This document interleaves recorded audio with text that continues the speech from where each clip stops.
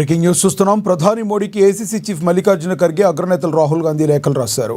భారత్ పాక్ మధ్య జరిగిన ఉద్రిక్తతలపై చర్చించాలని డిమాండ్ చేశారు. ప్రత్యేకంగా పార్లమెంట్ సెషన్ ఏర్పాటు చేయాలని ప్రధానికి లేఖ రాశారు. కాల్పుల విరమణ అవగాహన తర్వాత పరిస్థితులపై చర్చించాలని డిమాండ్ చేశారు నేతలు.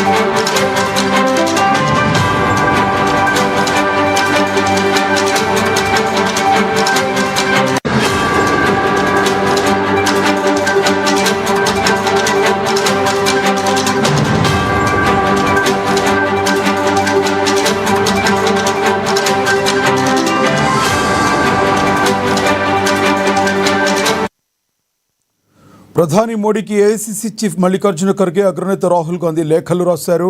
భారత్ పాక్ మధ్య జరిగిన ఉద్రిక్తతలపై చర్చించాలని డిమాండ్ చేశారు. ప్రత్యేకంగా పార్లమెంట్ సెషన్ ఏర్పాటు చేయాలని ప్రధానికి లేఖ రాశారు.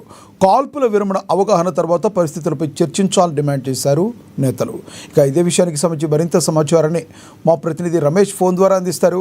రమేష్, చెప్పండి, మల్లికార్జున ఖర్గే రాసిన లేఖకి ప్రధాని దగ్గర నుంచి ఏమన్నా రిప్లై ఏమన్నా ఉందా? మరి పార్లమెంట్ సెషన్స్ జరిపే అవకాశం ఉందంటారా? ఖచ్చితంగా ముఖ్యంగా ఇటు ఇద్దరు నేతలు కూడా, కాంగ్రెస్ సంబంధించిన ఇద్దరు నేతలు కూడా లెటర్ రాయడం జరిగింది ప్రైమ్ మినిస్టర్ కి. ముఖ్యంగా ఇటు కాంగ్రెస్ పార్టీకి సంబంధించి ఏఐసిసి అధ్యక్షుడిగా ఉన్నారు, అట్లాగే రాజ్యసభ అపోజిషన్ లీడర్ గా ఉన్న మల్లికార్జున్ ఖర్గేతో పాటు ఇటు రాహుల్ గాంధీ కూడా లోక్సభ అపోజిషన్ లీడర్ గా ఉన్నారు. అట్లాగే కాంగ్రెస్ పార్టీకి సంబంధించి పిఎం అని భావిస్తున్న నేపథ్యంలో ఈ లెటర్లు అయితే చాలా ఆసక్తిగా మారాయి. ముఖ్యంగా ఏదైతే పహల్గాం దుర్ఘటనకు సంబంధించి కాల్పులకు సంబంధించినటువంటి మన భారతదేశం అక్కడ ఉగ్రవాద స్థావరాలకు సంబంధించి దాడులు చేసింది. ఆ తర్వాత పాకిస్తాన్ ఒక రియాక్షన్ ఇచ్చింది.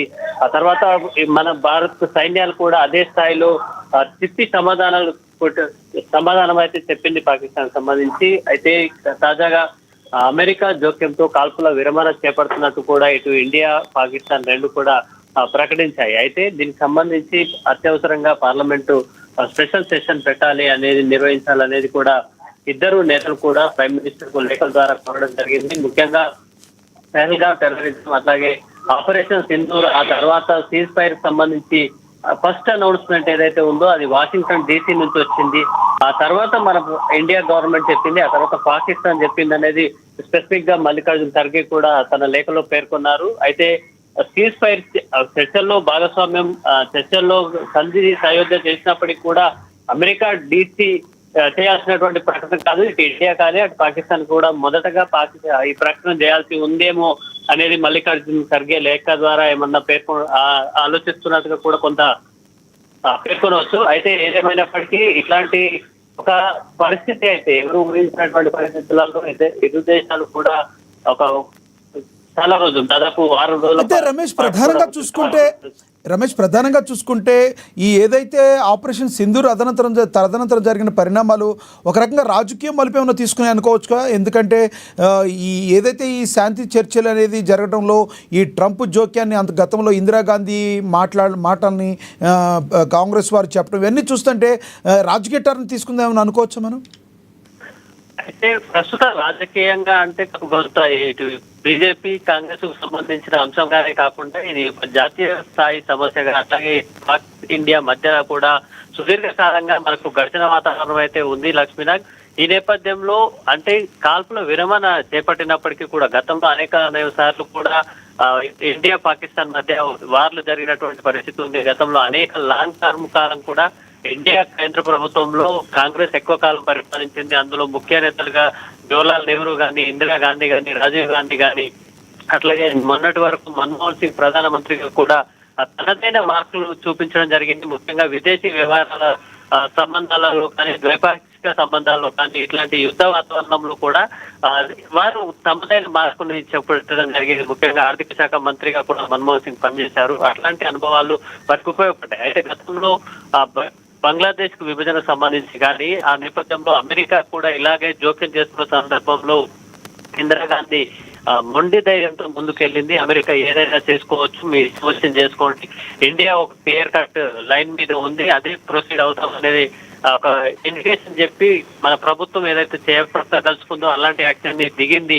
అట్లాంటి లీడర్షిప్ ఇప్పుడు అవసరం ఉంది అనే వార్తలు అట్లాగే కాంగ్రెస్ అభిమానులు కూడా ప్రచారంలో పెడుతున్న నేపథ్యంలో ముఖ్యంగా మోడీ ఒక సమర్థవంతమైన నాయకుడు, మోడీ లాంటి పీఎం అవసరమని ఒకవైపు బీజేపీ శ్రేణులు కానీ ప్రచారం చేస్తున్నటువంటి పరిస్థితులలో ఆకస్మికంగా కనీసం POKని ఆక్రమిత కాశ్మీర్ ని కనీసం భారత్ స్వాధీనం చేసుకుంటుంది. ముఖ్యంగా అనేక ముఖ్యమైన నగరాల మీద కూడా మనము క్షిపణుల ద్వారా దాడి చేసాము. ఇస్లామాబాద్ లాని, లాహోర్ గాని, కరాచీ గాని, అలాగే రాహుల్పిండిలోని ఆర్మీ బేస్ కూడా మనము మన క్షిపణులు దాడి చేస్తాయి. ఇట్లాంటి తీవ్రమైన పరిస్థితులలో ఆకస్మికంగా ఒక అమెరికా జోక్యానికి తలొగ్గి భారత్ కాల్పుల విరమణని అంగీకరించడం, దాని తర్వాత మొదటి ప్రకటన కూడా అమెరికా వాషింగ్టన్ దృష్టి నుంచి చేయడం అనేది కొంత భారత్ ని ఇబ్బందికర పరిస్థితులలో పెట్టేటువంటి పరిస్థితి కనిపిస్తుంది. ప్రధానంగా చూసుకుంటే ఈ బీజేపీ సైడ్ నుంచి కానీ కొంతమంది మాట్లాడే మాటలు అంటే రాజకీయ విశ్లేషకులు కూడా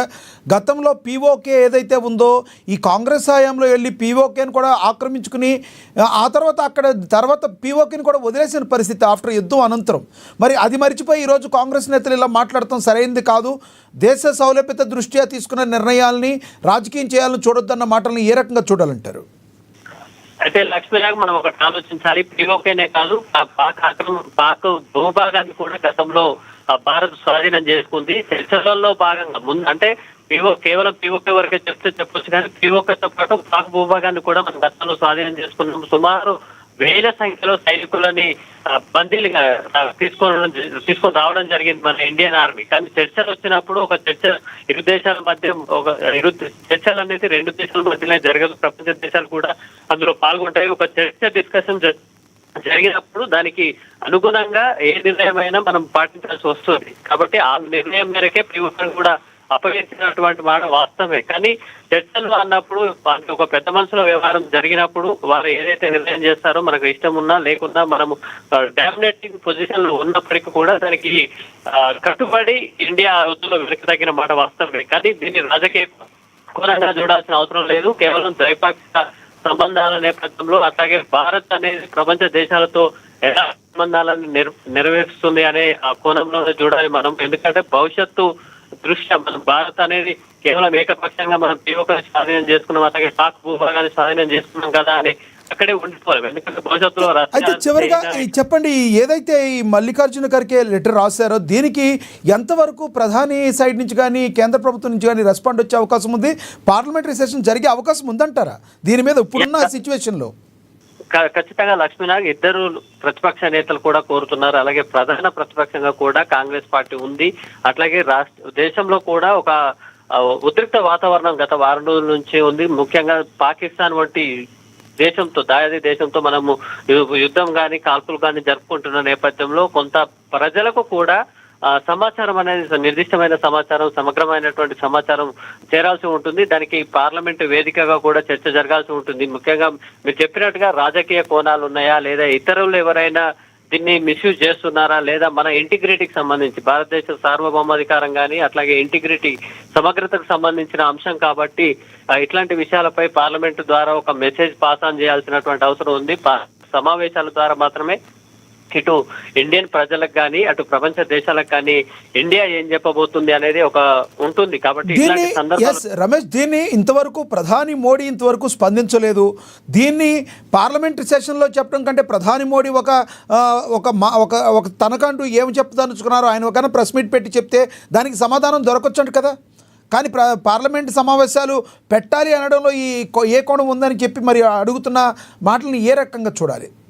లేదు, అది కరెక్ట్ కాదు లక్ష్మణ్. ఎందుకంటే ఒక ఇండియా పాకిస్తాన్ వార్ అనేది మన రెండు దేశాలకు సంబంధించిన అంశంగా చూడాల్సిన అవసరం లేదు. మనకు స్వాతంత్ర నాటి నుంచి కూడా ఈ ఘర్షణ వాతావరణం ఉంది. అట్లాగే దీని ప్రభావం అనేది ప్రపంచ దేశాలతో ఇన్వాల్వ్ అయి ఉంటుంది.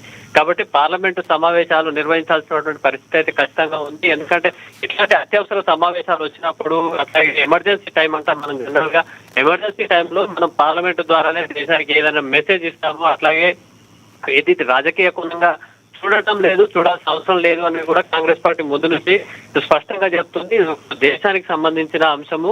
ఖచ్చితంగా మనము ఈ విషయంలో రాజకీయాలకు తావులేదు. ఖచ్చితంగా పాకిస్తాన్ కానీ ఇట్లాగే ఉగ్రవాదాలకు సంబంధించి ఇండియా అనేది ఖచ్చితమైన ఒక మెసేజ్ ఇస్తున్న నేపథ్యంలో పార్లమెంటు సమావేశాల ద్వారా జరిగినప్పుడు ఇట్లాంటి చర్చలకు ఏదైతే తప్పుడు ప్రచారం ఏదైతే జరిగిందో, లేదా వాషింగ్టన్ డీసీ నుంచి మొదటి ప్రకటన ఎందుకు వచ్చింది, లేదా ఈ దాడులకు కేవలం ఉగ్రవాదము పాకిస్తాన్ మాత్రమే ఉందా, లేదా మరేదైనా కారణాలు ఉన్నాయా, కేవలం రాజకీయ కోణంలో చేశారా, దేశాన్ని అస్థిరపరచడంలో భాగంగా ఈ దాడులు నిర్వహించారా, లేదు ఉన్న పరంగా ఆకస్మికంగా కొంత ముందుకు వెళ్తున్న నేపథ్యంలో ఆకస్మికంగా కాల్పుల విరమణకు అంగీకరించడం వెనుక కారణం ఏంటి అనేది కూడా ఎవరికి వారు ఊహాగానాలు చేసేదానికంటే కూడా దేశం అంతా కలిసి పార్లమెంట్ లో ఒక చర్చ జరిపి ఆ పార్లమెంటు నుంచి వచ్చే ఒక ప్రకటన లేదా ప్రధాని ప్రకటన ద్వారా ఖచ్చితంగా దేశ ప్రజలకు కూడా ఒక మెసేజ్ అయితే పాస్ ఆన్ అవుతుంది. ఎందుకు కాల్పుల విరమణ చేశారు, దానికి నిజంగా ఇండియాకు సంబంధించి ఏదైనా ఇతర కారణాలు ఉన్నాయా, లేదు ఎవరైతే బల వల్ల అంటే ఎవరైనా అమెరికా దేశాన్ని యొక్క డిమాండ్లకు తగ్గి చేశారా అనేది కూడా దేశం ముందు ఉంచాల్సిన అవసరం ఉంది. ముఖ్యంగా మీరు అన్నట్టు గతంలో పాకిస్తాన్ పీఓకి సంబంధించి కూడా ఇప్పుడు కూడా పీఓకోని స్వాధీనం చేసుకుంటారు. మోడీ వంటి లీడర్షిప్ ఉన్న నేపథ్యంలో ఒక ఆశాజనకమైన వాతావరణంలో ఒక ఇండియా మొత్తం మునిగిపోయిన నేపథ్యంలో ఆకస్మికంగా కాల్పుల విరమణని జీర్ణించుకోలేని చాలా మంది ప్రజలు ఉండిపోయారు. కాబట్టి వాళ్ళందరికీ కూడా ఒక క్లారిటీ ఇవ్వాల్సినటువంటి అవసరం ఉంది. లక్ష్మీనాగ్, ఈ నేపథ్యంలో పార్లమెంట్ సమావేశాలు కూడా నిర్వహించాల్సి ఉంటుంది. రమేష్, చివరిగా చెప్పండి, రేపు భారత్ పాక్ మధ్య ఏదైతే ఈ చర్చలు జరగనున్నాయి, ఈ చర్చల్లో ప్రధానంగా ఇండియా పాక్ ముందు ఎటువంటి ప్రతిపాదనలు పెట్టే అవకాశం కనపడుతుంది? ఇండియా కంటే కూడా పాకిస్తాన్ కి ఇప్పుడు చాలా తక్కువ బలం ఉంది, తక్కువ ఆర్థిక ఉంది.